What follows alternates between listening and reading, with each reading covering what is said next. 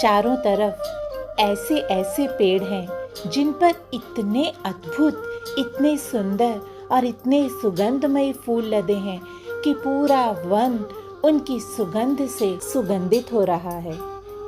कैसा अद्भुत दृश्य है। कहीं तो ऐसे ऐसे फूल हैं जो कभी ना किसी ने देखा, ना जिनके बारे में सुना, लेकिन आज सखियों ने अद्भुत कौतुक रचा है। उन्होंने ये सब पेड़ों पर फूल इतनी ऊंचाई पर हैं कि इतनी सरलता से उन्हें तोड़ा नहीं जा सकता, लेकिन है बहुत ही सुंदर और इतने मनमोहक कि उन्हें देखकर ही कोई उन्हें तोड़े बिना ना रह सके। बस अब तो सखियों ने लाडली लाल की होड़ाहोड़ी प्रारंभ करा दी कि जो सबसे अधिक फूल तोड़ेगा और सबसे सुंदर फूल तोड़ेगा वही विजयी होगा। लग गए प्रिया प्रियतम फूल तोड़ने। अब लालजू तो उचक उचक कर कभी किसी डाली पर चढ़कर भी फूल तोड़ रहे हैं और प्रियाजू नीचे ही हैं। लालजू आकर प्रियाजू की कटी पर हाथ रखते हुए बोलते हैं, आओ मैं तुम्हें ऊपर उठाकर फूल तोड़वा दूं। प्रियाजू बहुत ही मंद मंद मुस्कुराती हैं और फिर एकदम से लालजू को झटक कर बोलती हैं, रहने दो, एक बार पहले भी तुमने मेरे साथ ऐसे धोखा किया था, डाली पर ही लटका हुआ छोड़ दिया था। अब की बार तुम्हारी बातों में नहीं आऊंगी।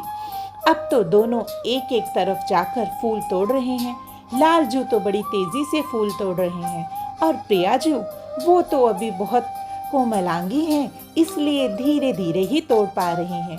प्रियाजू ने एक युक्ति सोची। उन्होंने एक तरफ आकर धीरे से बोला, देखो तो आज ललिताजू ने मेरी इन सब टोकरियों में कैसी अद्भुत सुगंध रखी है।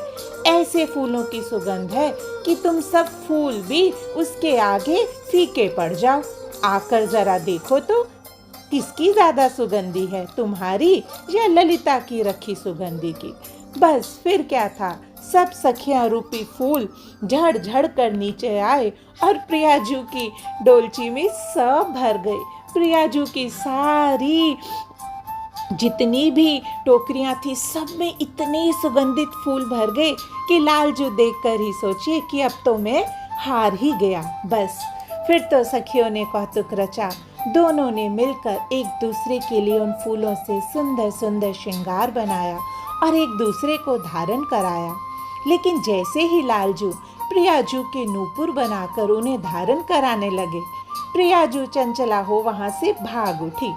अब तो सखियां उनकी बाजू पकड़ उन्हें यमुना जी के तट पर ले गई। वहां सखियों ने बहुत सुंदर 2 फूलों की नाव सजाई हैं। झट से आधी सखियां एक नाव में लालजू को ले गई और एक नाव में प्रियाजू को ले गई और वहां खूब सारे रंग बिरंगे पतंग रखे हैं। अब तो दोनों को प्रतियोगिता में सम्मिलित कर दिया कि देखते हैं किसका पतंग कितनी ऊंचाई लेता है। झट से दोनों ने पतंगों की डोर पकड़ी, एक एक सखी को चिरखड़ी पकड़ाई और पतंग उड़ाने लगे।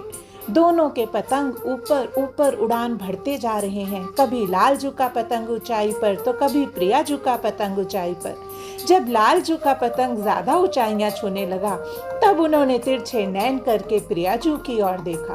प्रियाजू ने भी तिरछे नैनों से लालजू की ओर देखा। फिर क्या था, यहाँ दोनों के नैन उलझे और वहाँ दोनों के पतंग उलझे और दोनों कटकर गिर गए। सखियां खिलखिलाकर हंसने लगी। अब ये एक बार हो तो बात है, अब तो बार बार ऐसा ही क्रम होने लगा। हर थोड़ी देर बाद दोनों के पतंग कट जाते। तब सखियों ने दोनों को पकड़कर एक ही नाव में कर दिया और बोला कि तुम दोनों मिलकर ही पतंग उड़ाओ, तभी पतंग उड़ेगा।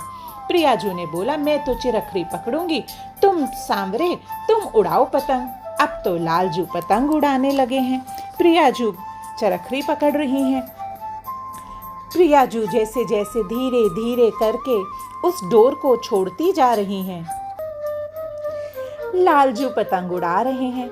लेकिन उड़ाते उड़ाते उनके मन में आया कि ये डोर तो मेरे प्रियाजू के कोमल कर कमलों से स्पर्श होकर आ रही है, इसे मैं कैसे छोड़ सकता हूँ। लो जी, अब तो लालजू ने उस डोर को कस के पकड़ लिया और आगे पतंग उड़ा ही नहीं रहे हैं। प्रियाजू पीछे से बोल रही हैं कि लालजू डोर छोड़ो छोड़ो छोड़ो, लेकिन लालजू तो अपनी ही मस्ती में चले गए। तो प्रियाजू ने तनिक डोर को खींचा कि जिससे लालजू के हाथ पर दबाव पड़े और डोर छूटे, लेकिन हुआ क्या, लालजू तो इतना कस के पकड़े थे कि पतंग की डोर ही टूट गई और पतंग उड़ गया। अब तो प्रियाजू तनिक तुनक गई, बोली हटो तुम, अब की बार पतंग मैं उड़ाती हूँ। अब तो सखियों ने बहुत सुंदर नीले रंग का पतंग प्रियाजू को दिया और लालजू ने चिरखरी पकड़ी और प्रियाजू पतंग उड़ा रही हैं। प्रियाजू जैसे जैसे हवा में पतंग लहरा रहा है, ऐसे ऐसे प्रियाजू के नयन लड़ रहे हैं, कभी इत डोल रहे हैं, कभी उत डोल रहे हैं, और सबसे सुंदर प्रियाजू की कटी भी संग संग में डोल रही है। अब तो बेचारे लालजू क्या करें, पतंग को देखें कि प्रियाजू की कटी को देखें। अब डोर वोर तो चिरखड़ी पकड़ना भूल गए और प्रियाजू की कटी पर लगी किंकनी से अटखेलियां करने लगे। अब तो प्रियाजू तनक गई और उन्होंने पतंग ही छोड़ दिया। फिर से पतंग कट गया।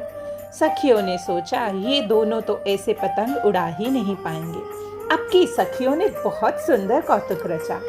वो पतंग लेकर आई गौर वर्ण का बिल्कुल सुनहरा पतंग, और वो भी कोई साधारण सुनहरा पतंग नहीं, उस पर अंकित थे मेरी प्रियाजू के दो सुंदर नेत्र। वाह! उस पतंग को तो देखकर लालजू के हृदय में ऐसे ऐसे भाव उत्पन्न हुए कि झट से उन्होंने पतंग पकड़ लिया कि अब की बार तो मैं पक्का पतंग उड़ाऊंगा, और बहुत सुंदर पतंग उड़ाया। इतनी ऊंचाइयों को छू गया कि उस सुनहरे पतंग से मानो प्रियाजू के श्री अंगों की आभा ही पूरे आकाश में प्रभासित हो गई। पूरी तरफ वो फैलती जा रही है और लालजू उसे देख देख कर आनंदित होते जा रहे हैं, और उसमें प्रियाजू के वो दो नेत्र लालजू को निहार रहे हैं। आहा! लालजू के आनंद की कोई सीमा नहीं। लेकिन जैसे ही पतंग बहुत ऊंचाइयां छू गया तो प्रियाजू के नेत्रों को देख नहीं पा रही, बहुत विवल और विकल हो गए। अब तो सब सखियां और प्रियाजू लालजू के हृदय की गति को जान गई।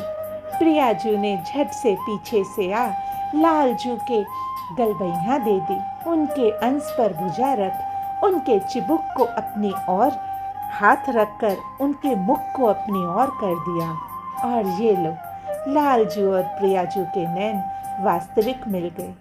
अब क्या था, वो प्रेम की बरखा, वो दोनों के हृदय का आनंद उल्लसित हो रहा है, उद्भासित हो रहा है, प्रकाशित हो रहा है, जिसे देखकर सब सखियों ने भी एक एक पतंग लिया और पूरा नभ कमल अब प्रियाजू के अंकित नैनों वाले पतंगों से छा गया है, जिसे देख देख कर लालजू और प्रियाजू खूब आनंद से भर रहे हैं।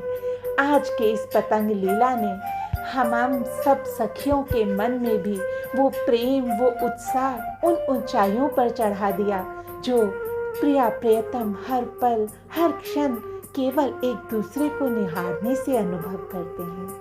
आओ सखियों, इसी आनंद में आज डूबे नहीं, उड़ते रहें उस आकाश में उन पतंगों की डोर के साथ लिपटे हुए अपने प्रिया प्रियतम के साथ। बोलो मेरे श्री लाडली लाल की जय हो।